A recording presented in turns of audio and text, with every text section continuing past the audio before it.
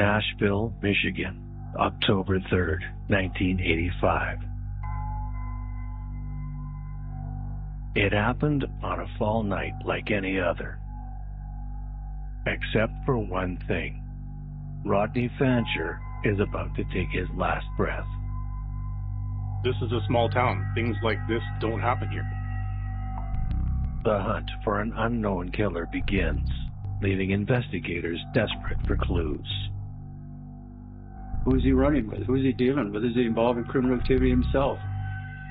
As the web of the crime slowly begins to untangle, the truth behind the murder is far more disturbing than anyone imagines. Somebody's going to get hit tonight. Nashville, Michigan. Population 1,684. A quiet town 2 hours west of Detroit, but one that feels like a lifetime away. Once the record holder for the world's longest ice cream sundae. A town where everyone knows each other, where residents keep their doors unlocked. A town where murders don't happen. 40 minutes east of Lansing, Michigan. 24-year-old Rodney Fancher, on leave from the Army, lives with his mother, Mary. Mother and son reside in the nicest home on Beulah Street, in one of Lansing's toughest neighborhoods. Rodney occupies his days job hunting, tending to his mother, and looking after the house. Yet it isn't all work and no play for Rodney as someone next door catches his eye.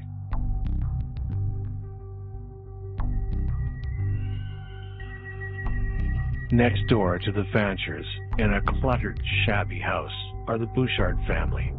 Matriarch Anna, Anna's youngest daughter, Cora, Cora's 2 young sons, and, occasionally, Anna's eldest daughter, Peggy, along with her husband, Harold Snake Stevens.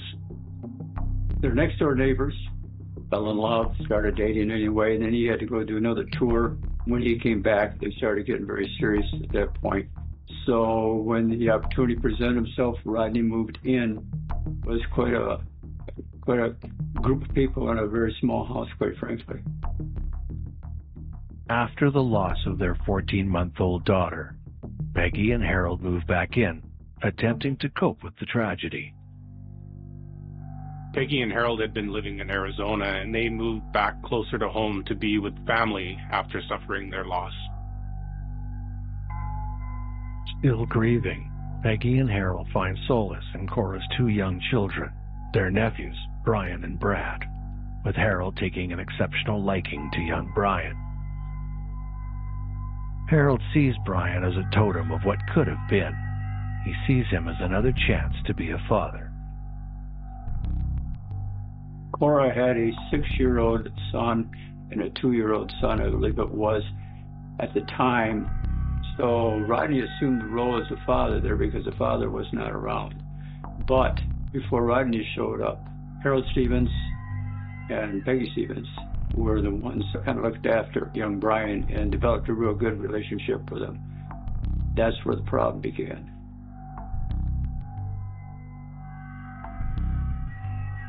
Cora's $500 a month child payments and her part-time job with the National Guard go towards the bills for the little house on Beulah Street. As Anna, Peggy, and Harold are all on welfare. But after months of living in tight quarters, and with Rodney finding the odd job here and there, the young couple decide it's time to move out.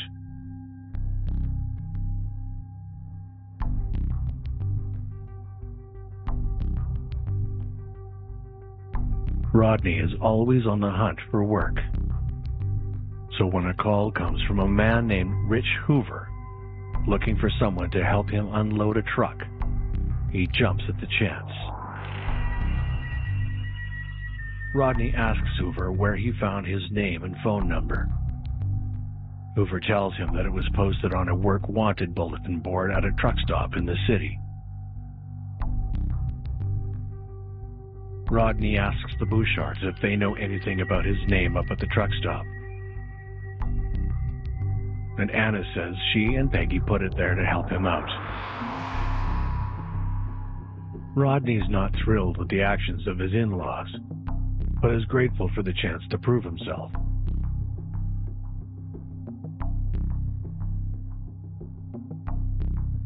With tensions running high in the household, Peggy and Harold plan a trip to Bay City, Michigan, an hour and a half north of Lansing, to visit a friend and to take on a job of their own, delivering a trailer down to Florida.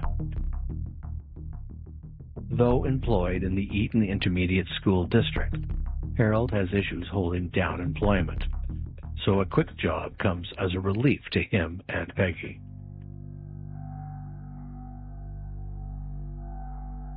On the night of October 3rd, 1985, Rodney leaves the Bouchard home in Lansing, says goodbye to his mother, and meets Hoover at a bar in Potterville, Michigan, 20 minutes outside the city.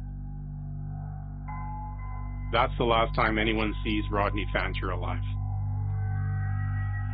Rodney pulls into the bar's quiet parking lot, spotting Hoover's truck under a burnt-out lamppost, tucked away from the other vehicles.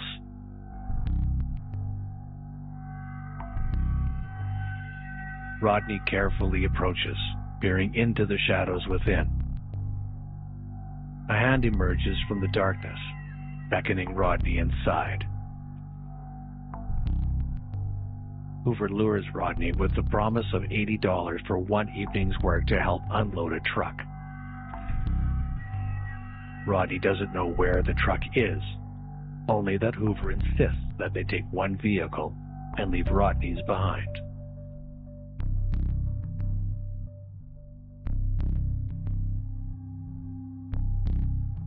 Rodney engages Hoover as they drive, discussing the job and wages.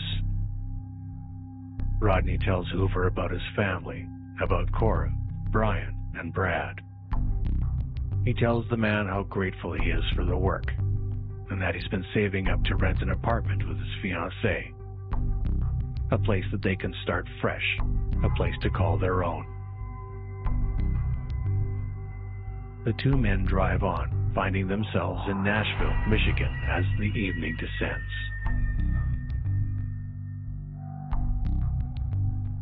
Rodney becomes uneasy and asks Hoover if they're approaching the truck.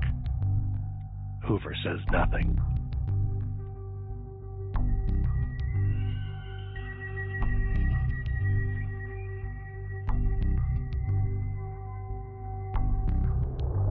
Hoover brings the truck to a stop down a deserted gravel road, then asks Rodney for his help moving something in the back. Rodney Fancher, the 24-year-old father of two, steps out into the night at the bequest of Rich Hoover, unaware of the fate that awaits him.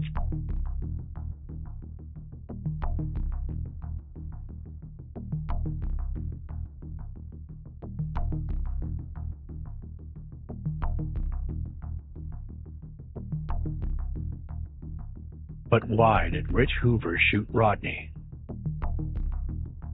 For whoever did this to Rodney, it was up close and personal. After they kill him, they roll his body into a ditch and leave him there like a piece of roadside trash.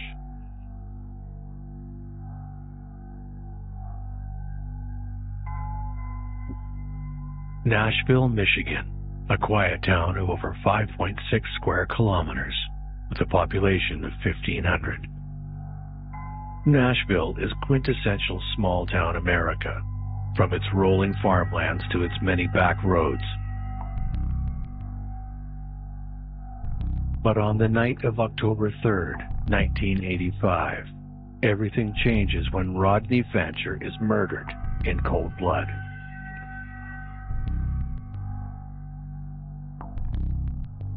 The Fanchers and the Bouchards lived in Lansing, Michigan. But Potterville, they never have anything like this going on out there. And that, all of a sudden it's on the map.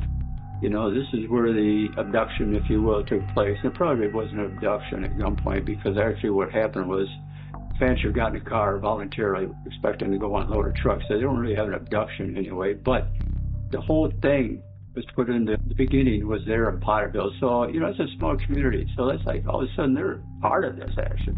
And then you've got Nashville, like 25 miles down the road, where Fancher's body was found. So all of a sudden they're like, wow. People in the rural counties that we're speaking of, Berry County in this case, Michigan, and Eaton County, and it's impacted on them. That's big news. That's the discussion in the coffee shops and the bars and that type of thing. On the outskirts of Nashville, where miles separate the nearest neighbors, a local farmer notices something strange. He approaches the site, thinking he's uncovered an injured animal. Instead, he stumbles upon the discarded body of Rodney Fancher.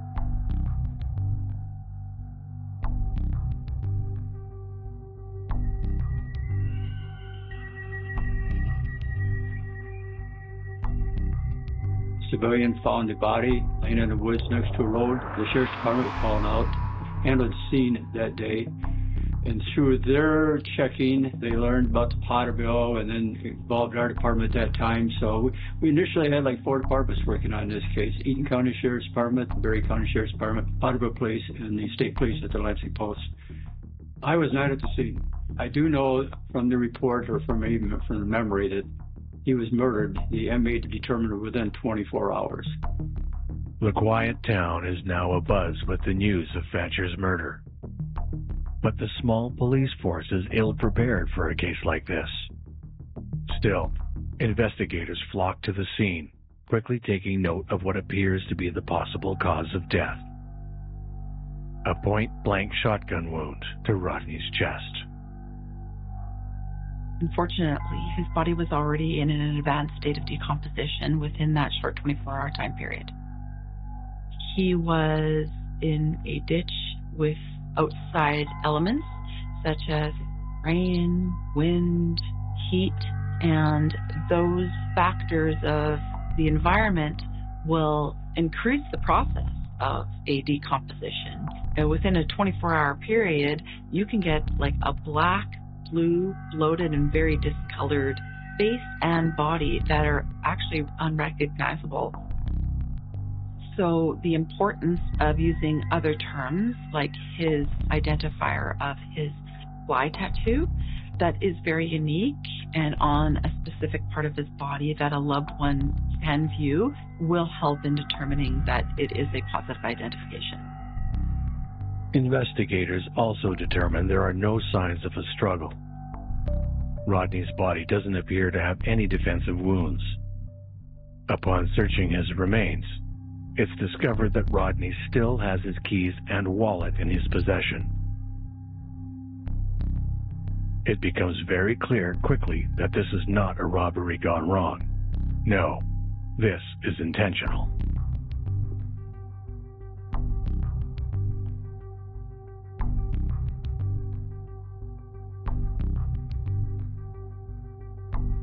Meanwhile, at the Bouchard house, Cora is seeking answers.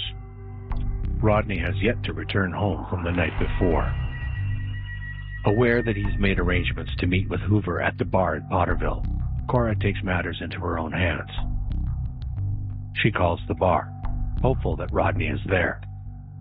That maybe he overdrank and did the responsible thing by sleeping in his truck. The bartender tells Cora that there's a similar-looking truck in the parking lot, but they're unsure if anyone's in it. That's all Cora needs to hear. She hangs up and dials the police, wishing for the best, but preparing for the worst. Police rush to the bar where they find the truck. Investigators make a note of the license plate and radio it in. Dispatch quickly confirms the truck belongs to Rodney. With this discovery, Cora's worst fears come true. It does not appear to be robbery. Okay, he's targeted. Who wants to target him? So you start performing what we call victimology, putting a background on Rodney in this case to determine who's he running with, who's he dealing with, is he involved in criminal activity himself, has he been seeing someone else's wife? You got to go that route basically and start identifying possible suspects. With his body in decomposition, investigators show Cora the one identifiable piece left of Rodney.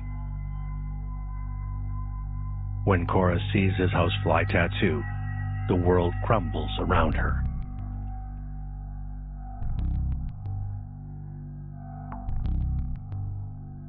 Investigators speak with Cora, who's still in shock from the murder of her fiancé. She tells them that she has no idea who could have done such a thing to Rodney, that he's a good man with a good heart. He has no enemies that she knows of. Police then speak with Anna Bouchard, who tells them that a man named Rich Hoover hired Rodney for a quick job unloading a truck, and that Hoover got Rodney's information from a work-wanted bulletin board at a truck stop in South Lansing. The day he left with his killer at the Blinker Light Bar, he came from his work job to his mother's house where he showered up and then took off to the Blinker Light Bar to meet the person who eventually killed him. Cora confirms her mother's story, but tells investigators that Rodney isn't the one who placed his information there. Anna Bouchard and Peggy Stevens did.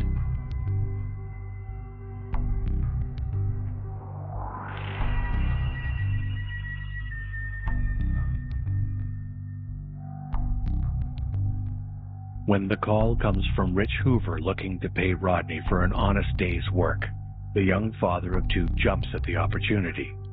But little does he know it will be the last job he ever takes.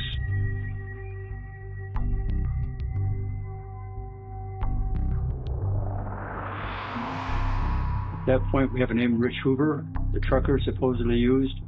So we're trying to run down some information on Rich Hoover, checking at the truck stop with Rodney Fancher's picture, asking employees, asking truckers, asking mechanics, things like this. Anybody know Rich Hoover? Anybody seen this guy here? But nobody has seen Rodney or knows anyone named Rich Hoover.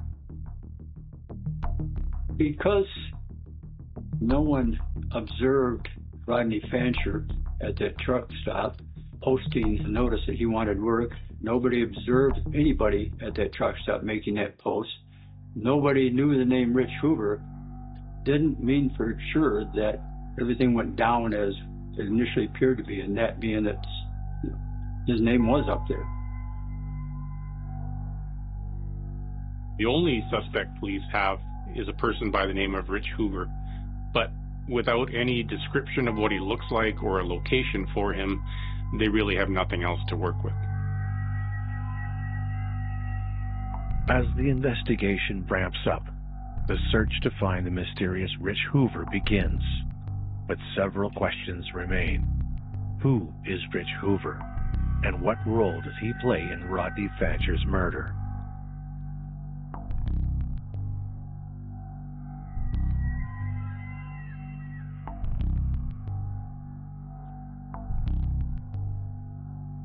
"24-year-old Rodney Fancher has been murdered, and police are on the hunt for a man named Rich Hoover, with whom Rodney had been traveling to a job site." A crime scene with a severe lack of evidence leads investigators from the Michigan State Police, Eaton and Berry County Sheriff's Departments, and the Potterville Police to join together to help bring a murderer to justice.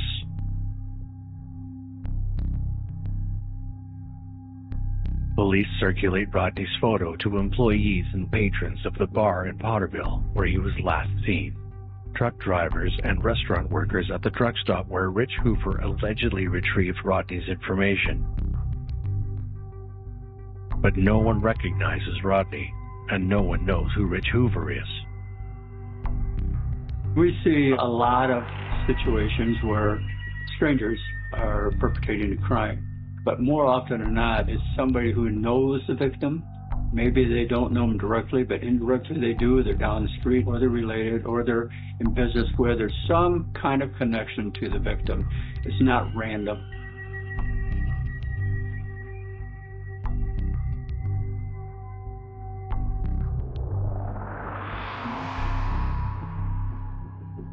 Rodney's mother, Mary, tells police that her son is a good man, that he's been trying to secure a stable life for him and his family. She believes the murder wasn't random. She believes it was a setup, a grudge job. But who holds a grudge deep enough against Rodney to want him dead? Investigators press Rodney's girlfriend, Cora, on Mary's statement. Cora mentions that Rodney and her brother-in-law, Harold Stevens, did not get along, but doesn't believe he or anyone in her family is capable of committing murder. Police speak with Peggy and Harold Stevens. The couple went out of town the night of the murder, and their alibi is confirmed by their friend, James Oswald, whom they stayed with in Bay City, Michigan, before taking on a job delivering a trailer down to Florida. Sure, they have an alibi. They just happened to be out of town in the days leading up to the murder. The timing of this all seems just a little too convenient, given the history between Rodney and Harold. Police search for a break in the case. Days turn into weeks, weeks turn into months. With a lack of witnesses and evidence, the case turns cold. One of the most difficult things for an investigator at this point is the feeling that you're potentially letting the family of the victim down. They just want closure. A lot of times you're waiting on information that you want to get before you take the next step. You want to maybe conduct an interview with somebody, but really you want to get some information before you talk to them. You want to have all your ducks in line. And so when you apply for that information, either in the form of a search warrant or you're waiting for someone else to step forward and give you some information, somebody specific, well, you don't want to go to B before you've dealt with A. Sometimes it gets dragged down a little bit. In this case here, with no information that is tied with any other homicides, it really looked like Rodney was targeted. And if you're being targeted, it's because generally somebody knows you. And I don't think we really figured at the time with a hitman involved, because you don't see that much. TV, all the time, but you don't see that many times a hitman, or maybe in the drug culture, the drug world, you do. But not in Lansing, Michigan, or Charlotte and Nashville and all these places. Hitman, no, you don't do that. So you think mainly it's going to be somebody that knows him, but he's gotten involved in something else and he's ripped somebody else off or something like that.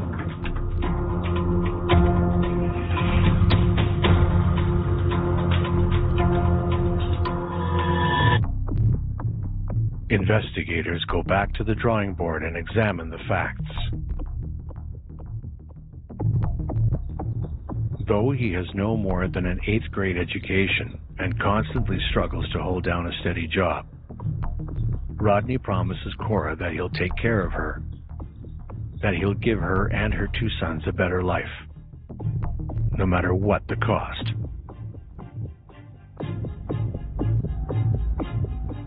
But Harold sees himself as a father figure to Brian and Brad, and decides there's no room in the boy's life for one more. Tensions are high in the small house, mainly between Rodney and Harold. Harold Stevens wants nothing more than to be a father to Cora's young sons, to have a chance at redemption, to be the father he believes he's destined to be. But when Rodney enters the picture, Harold's fantasy slowly begins to crack.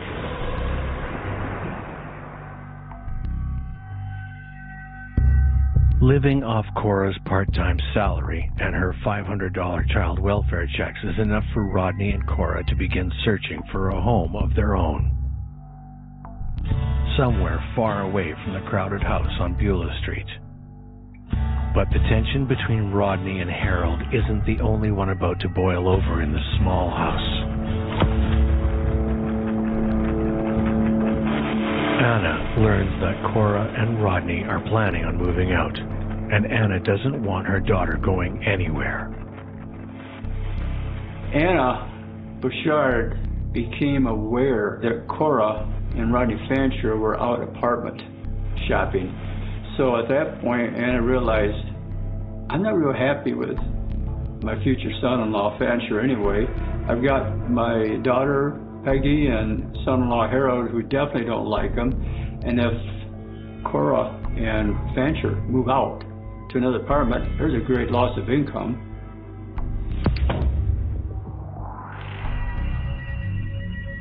Police question the Stevenses, who confirm the bad blood between Rodney and Harold, yet maintain their innocence.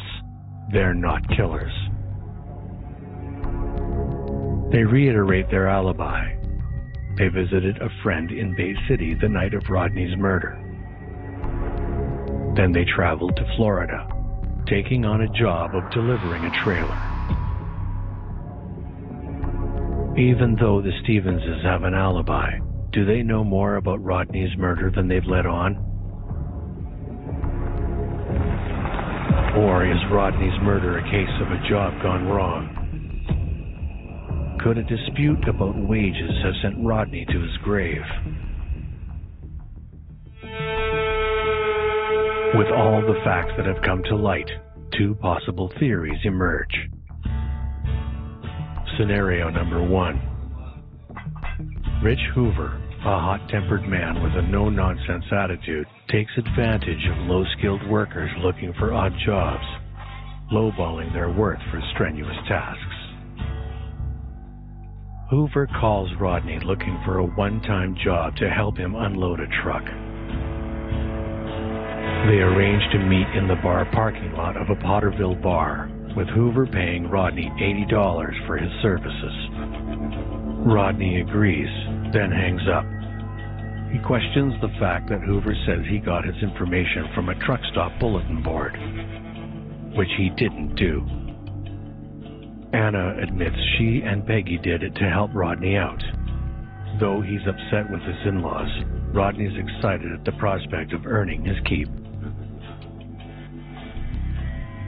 Rodney meets Hoover at the bar the night of October 3rd, 1985. From there, the two men pile into Hoover's truck to head to the job site, leaving Rodney's vehicle behind.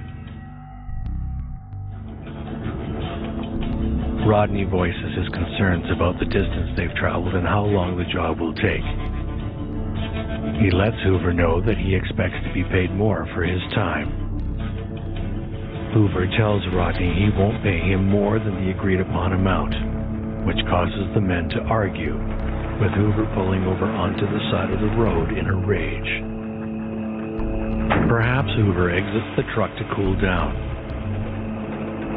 Rodney watches from inside, unsure how to proceed. He decides to go talk to Hoover to calm the seas, but hot-headed Rich Hoover is waiting for Rodney when he steps out. He shoots Rodney in the chest at close range, killing him instantly. He then drags Rodney's lifeless body into the ditch, leaving him for nature to consume.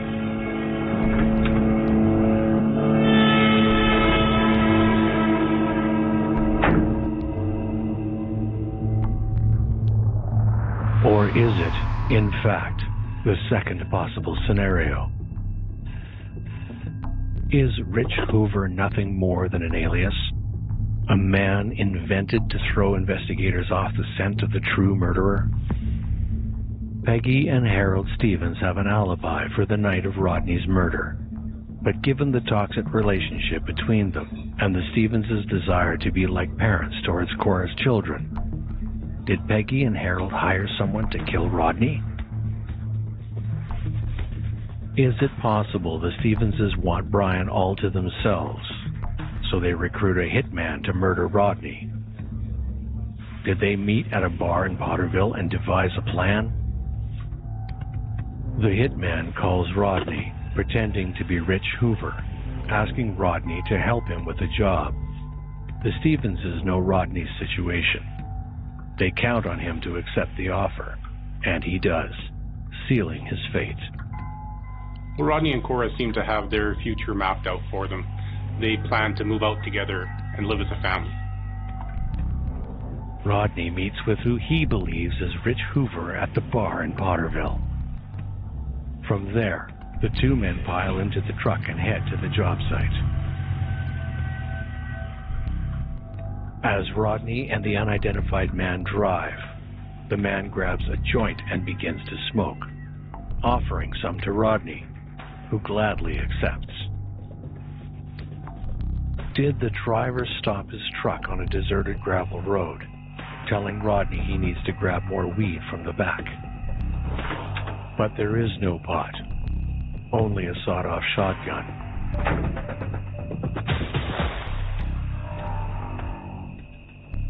The man eyes the gun, then calls out for Rodney's help. And when Rodney exits the vehicle, he's greeted by his killer, pointing a sawed-off shotgun square at his chest.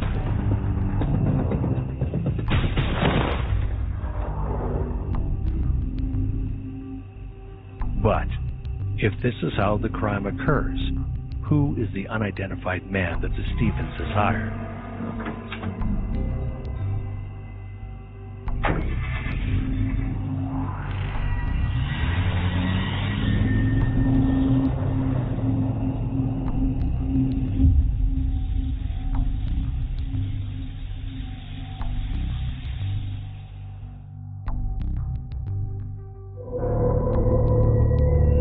The 24-year-old stepfather of two, Rodney Fancher, has been murdered. But with limited evidence, no witnesses, and a suspect that can't be traced, the investigation is at a standstill. After months of searching and hundreds of unanswered questions, a surprising witness comes forth with some damning evidence, giving investigators the break they've been searching for.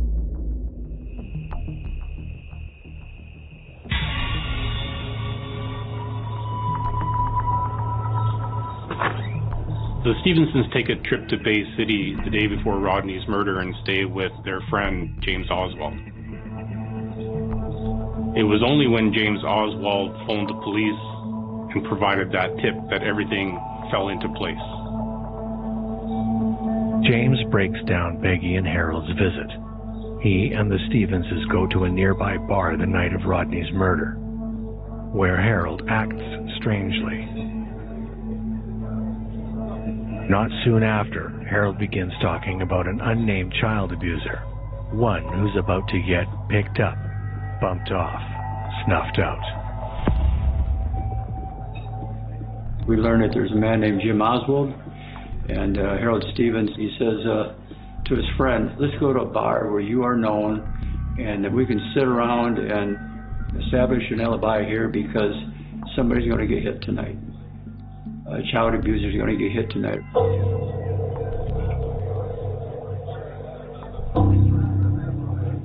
Harold Stevens proposes a toast to the death of the abuser at exactly 8:30 p.m. on the night of the murder. He makes sure to point out the time to James Oswald, and James notes this as being somewhat strange.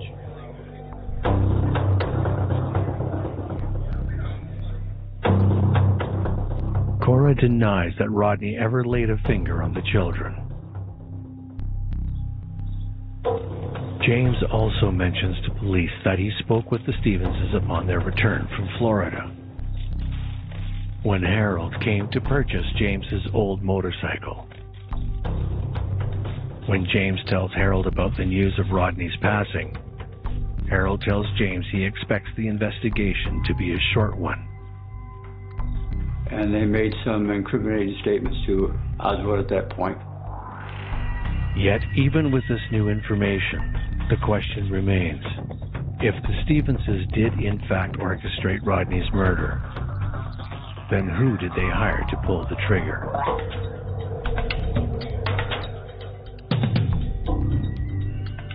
While searching for the trigger man, police catch a lucky break when they pull the phone records of the Bushards and find several calls from an unidentified number that match the time when the supposed Rich Hoover rang.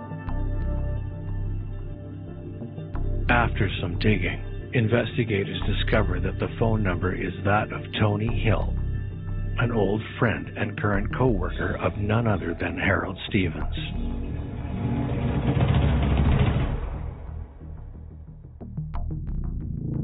Tony Hill, a janitor living in Charlotte, Michigan, is brought in for questioning.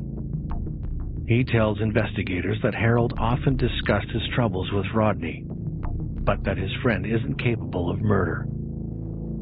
For his alibi, he claims to have been at home the night of October 3rd, watching television.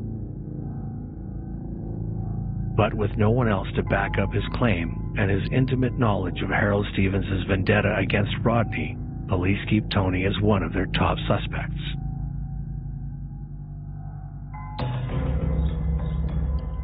James Oswald then reveals that he sold his motorcycle to Harold, who then passed it on to Tony as a down payment for the murder. But the biggest break yet comes from Peggy Stevens herself. She tells investigators everything in exchange for immunity. Peggy Stevens is an eyewitness to this crime, which is a crucial piece of evidence to the prosecution. And so that's why, in a situation like this, where there's not a lot of other evidence linking the accused individuals, the police and the prosecution may be willing to cut a deal and offer someone immunity in exchange for that information. Peggy's chain of events paint a horrifying picture as the case goes to trial. But nothing could prepare anyone for the truth. The Stevenses, still reeling over the loss of their 14-month-old daughter, take a special liking to Cora's eldest son, Brian, particularly Harold, who sees himself as a father figure to the boy. But all that changes when Rodney comes into the picture. To them, Brian is like, it's my kid now because I'm helping raise them, and we got a special relationship. And now this clown's coming in here and telling me we're no longer going to get to see him, and we got rules we got to live by. You can get an idea maybe how much hatred had developed between them. Harold feels that Rodney is trying to remove him from Brian's life. So Harold does everything within his power to make Rodney suffer, even claiming Rodney abuses the children, something Cora denies. When that doesn't work, the Stevenses opt to send Rodney a more serious message. At first, they discuss beating him up, but then decide they need to do something a little more permanent. Harold, who recently found work in the Eaton Intermediate School Division with his friend, vents his frustrations to Tony, eventually convincing his friend to murder Rodney for $1,000. Knowing Rodney is desperate for work, Tony calls the Bushard house, pretending to be Rich Hoover, an alias created by him and the Stevenses.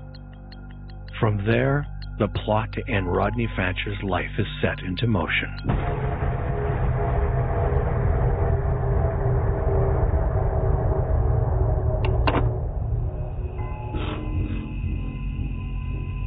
Tony allegedly purchases a shotgun, which is later retrieved by the investigators.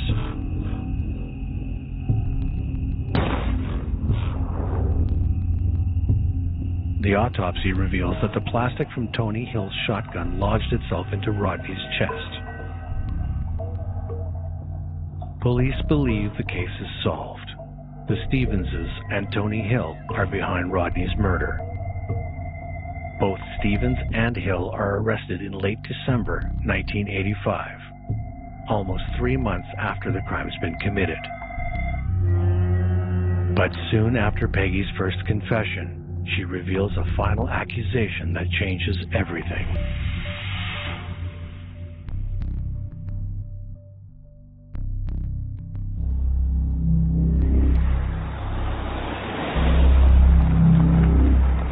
On a gravel road just outside of Nashville, Michigan, Tony Hill stops his truck, telling Rodney Fancher he needs to grab more weed from the back. While outside, Tony calls out for Rodney's help. But before Rodney realizes what's going on, he finds himself face to face with Tony Hill, a shotgun pointed square at his chest. Then, according to Peggy, Tony mutters the last words Rodney will ever hear. Tony Hill tells Rodney, "This is for the way you treated Brian. This is the way Grandma wants things done."